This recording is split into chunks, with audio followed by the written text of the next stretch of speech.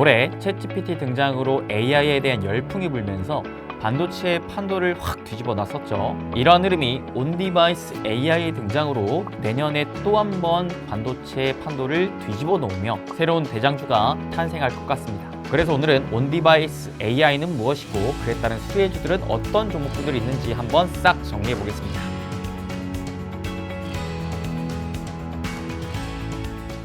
행부 반갑습니다. 여러분들의 행부 파트너 스비쌤입니다.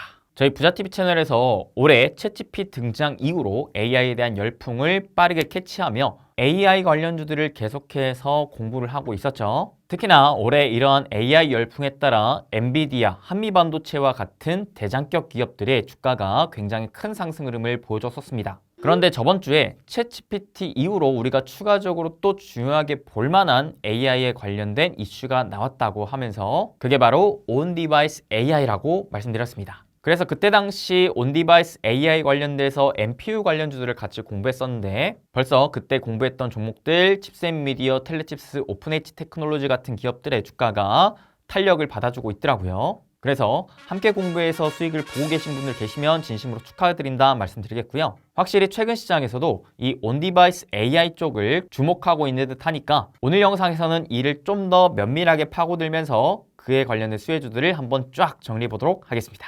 부자TV 구독자가 우리 여러분들의 관심과 사랑으로 구독자 30만을 향해 가고 있습니다. 진심으로 감사드리며 앞으로 구독자 30만, 50만 그 이상까지 함께 공부하며 같이 성장해 나가자고요. 첫 번째로 지금 시장에서 핫한 온디바이스 AI는 무엇일까요? 온디바이스 AI는 스마트폰이라든지 PC 등의 자체 단말기로 생성형 AI를 개발하는 모델이라고 보시면 됩니다. 그렇기 때문에 클라우드 또는 원격 서버에 의존하지 않는다라는 특징이 있고요. 앞으로는 모바일 스마트폰뿐만 아니라 다양한 전자기기에서 이 온디바이스 AI가 적용이 될 전망이 잡혀 있다라고 보시면 되겠습니다. 자, 그렇다면 이 온디바이스 AI는 왜 또 생겨난 걸까요? 이를 알기 위해서는 기존 생성형 AI와 온디바이스 AI를 한번 비교해 보는 게 좋겠습니다. 각각의 장단점이 분명하긴 한데요.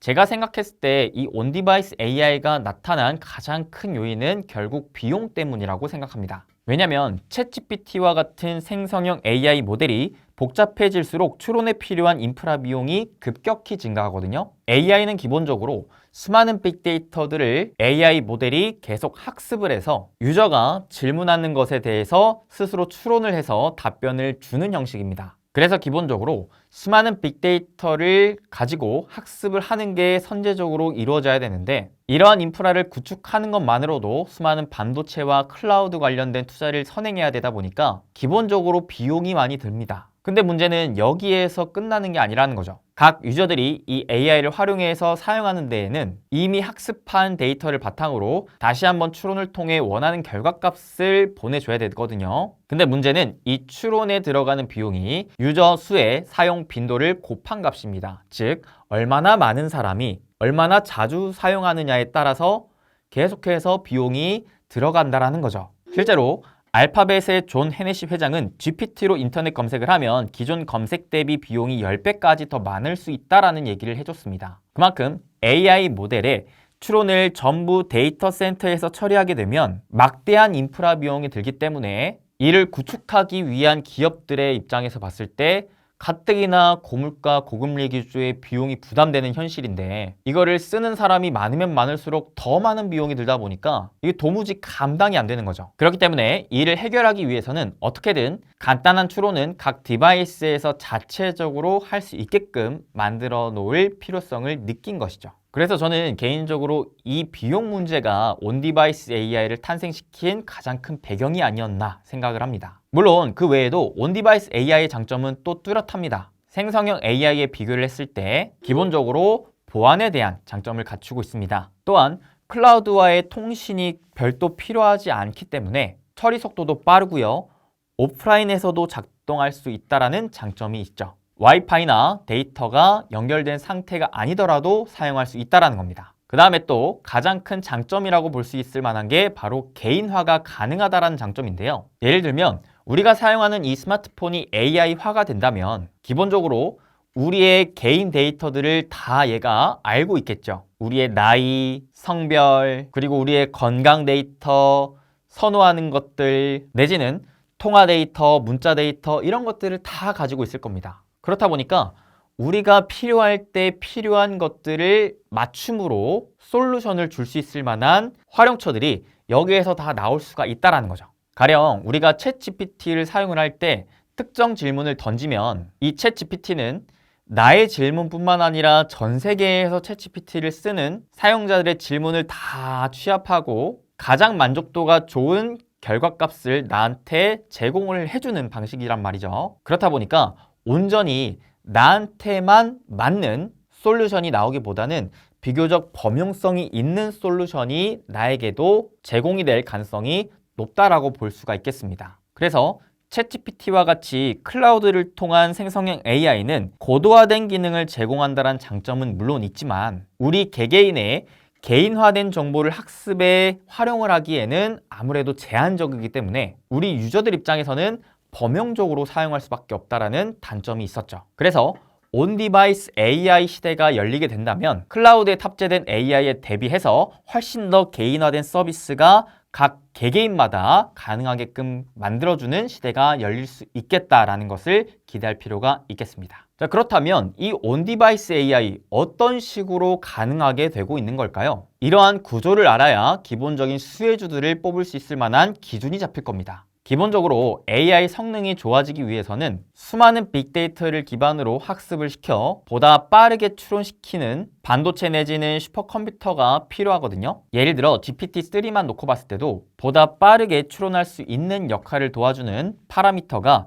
무려 1750억 개가 들어있거든요. 그리고 이를 구동하려면 다수의 반도체 칩, GPU라든지 HBM, 그 다음에 고속 네트워킹 인프라 이런 것들이 다 필요하게 됩니다. 근데 이걸 어디에서 하겠다고요? 불과 이 조그마한 스마트폰에서 진행을 하겠다고요. 보시면 아시겠지만 스마트폰은 제한된 성능과 공간을 가져갈 수밖에 없습니다. 그래서 이 안에서 AI 성능을 좋게 만들기 위해서는 기본적으로 뭐가 필요할까요? 매개 변수인 파라미터 수를 줄이면서도 성능의 저하를 최소화시킬 수 있을 만한 AI 모델, AI 반도체 칩이 필요할 겁니다. 근데 온디바이스 AI가 본격적으로 개화했다라는 건 어떤 걸 의미할까요? 바로 이러한 AI 모델, 이러한 AI 반도체 칩이 개발됐다라는 것으로도 우리는 이해할 수가 있겠습니다. 대표적으로 올해 연초 공개되었던 메타의 라마2를 볼 수가 있겠는데 이 라마2는 GPT보다 현저히 작은 파라미터, 약 70억 개 정도 수준의 파라미터만으로도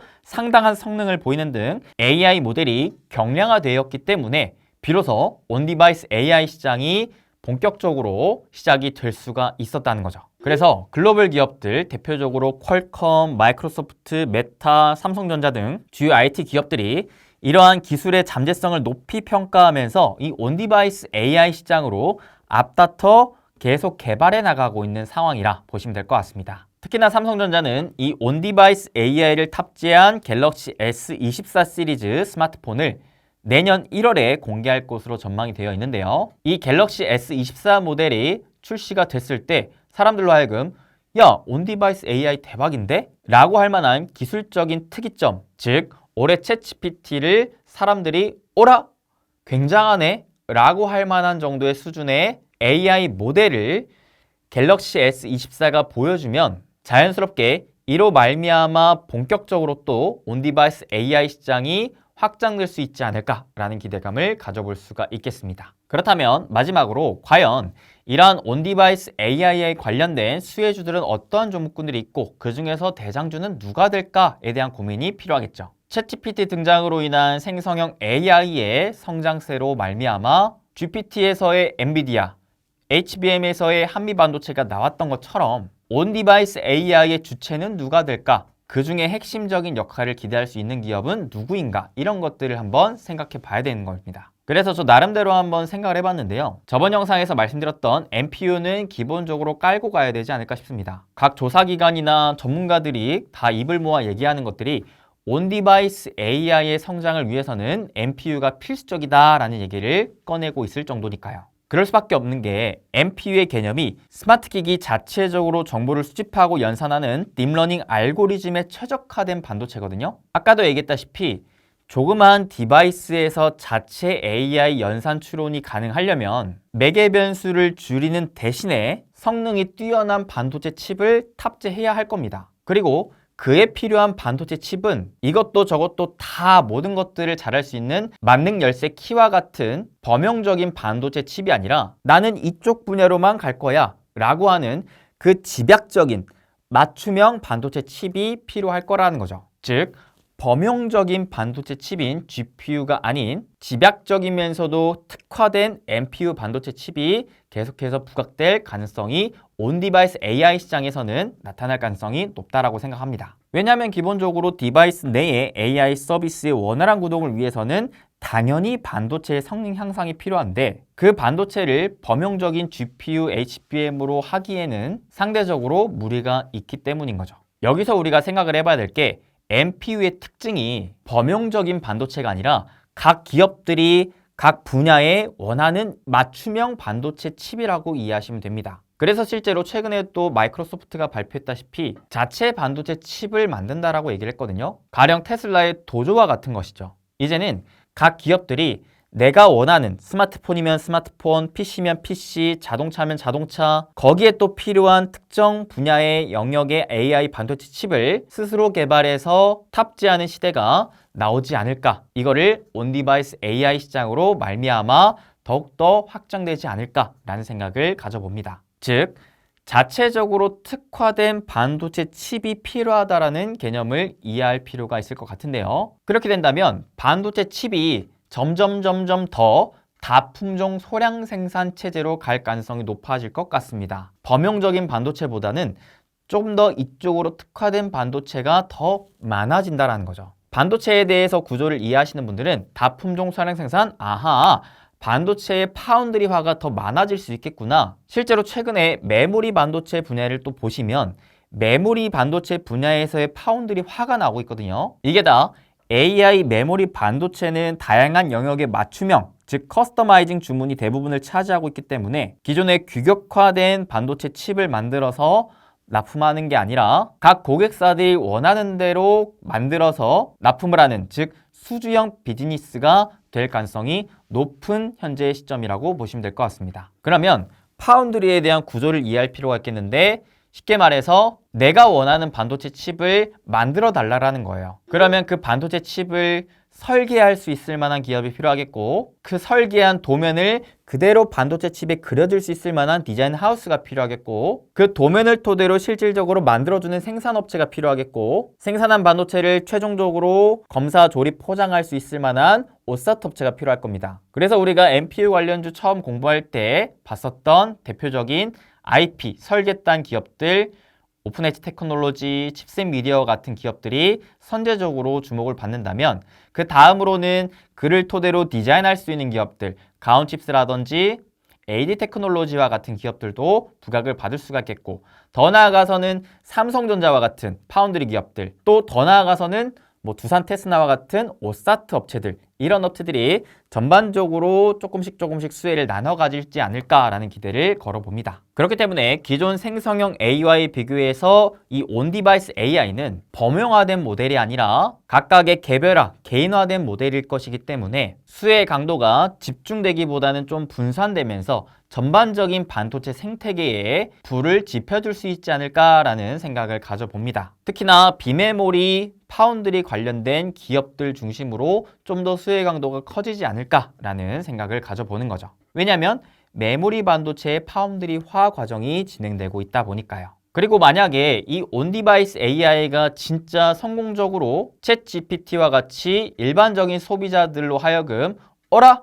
굉장한데? 라고 할 만한 기술적인 특이점에 접어든다면 또 어떠한 생각을 해볼 수가 있을까요? 기존의 스마트폰 PC를 내가 굳이 지금 바꿔야 돼? 새로운 모델들을 봤을 때 특별할 게 없는데? 라고 계속 새로운 모델을 사지 않고 기다렸던 사람들이 비로소 야, 이제는 내가 실제로 저거를 사도 될 것 같은데?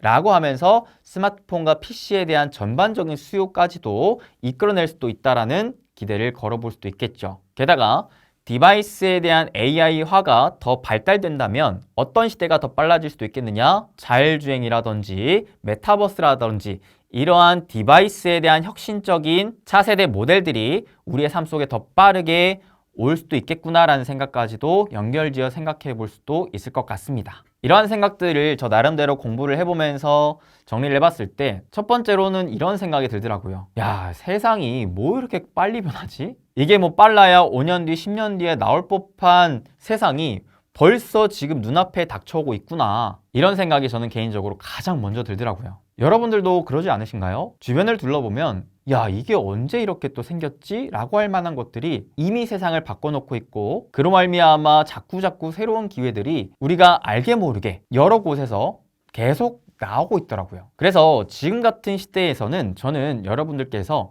이러한 새로운 변화들을 계속해서 받아들이고 빠르게 캐치하고 더 나중은 무엇이 될까에 대한 고민을 끊임없이 하면서 계속 그 자리에 머물러 있는 게 아니라 어떻게 해서든 계속 한 걸음 한 걸음 더 앞서 나가려고 하는 생각과 행동 실천들을 이어가셔야 비로소 새로운 시대에서의 새로운 기회들을 여러분들의 것으로 만드시어 그 새로운 시대에서의 주인공이 되지 않을까라는 생각을 좀 가져보고 있습니다. 그래서 우리 함께 그 주인공이 되길 바라는 마음으로 오늘 영상에서도 제가 그동안 열심히 공부했던 내용들을 아낌없이 쩌르륵 또 풀어봤으니까 우리 여러분들의 앞으로의 또 투자와 또 생각들에 있어서의 조금이나마 도움이 되길 바라봅니다. 마지막으로 이 온디바이스 AI 관련된 수혜주들을 하나의 또 표로 한번 정리를 전체적으로 해드려 볼 테니까 여러분들 스스로도 한 번쯤 또 개인적인 생각과 함께 각 기업들을 면밀히 한번 또 따져보시는 그러면서 현명한 투자들을 하시는 여러분들 되시길 진심으로 바라면서 오늘 영상 마치도록 하겠습니다. 앞으로도 부지런히 공부하고 분석하면서 여러분들에게 조금이나마 도움이 될 만한 정보와 영상들 많이 올려드릴 수 있도록 노력할 테니까요. 저희 부자TV 좋아요, 구독 한 번씩 꾹꾹꾹 눌러주시면 감사하겠습니다. 그리고 우리 멤버십 여러분들은 오늘 멤버십 방송에서 반도체 관련 새로운 투자 기회와 그에 따른 대장주 또 함께 공부해봤으니까 해당 영상 또 공부하시면서 추가적인 기회들 왕창 또 가져가셨으면 좋겠습니다. 점점 추워지는 날씨 여러분들 감기 특별히 주의하시고 저는 또 다음에 더 좋은 정보와 영상으로 찾아뵙길 바라면서 인사드립니다. 우리 여러분들 항상 건강하시고 행복한 부자 행복 되세요. 뿅.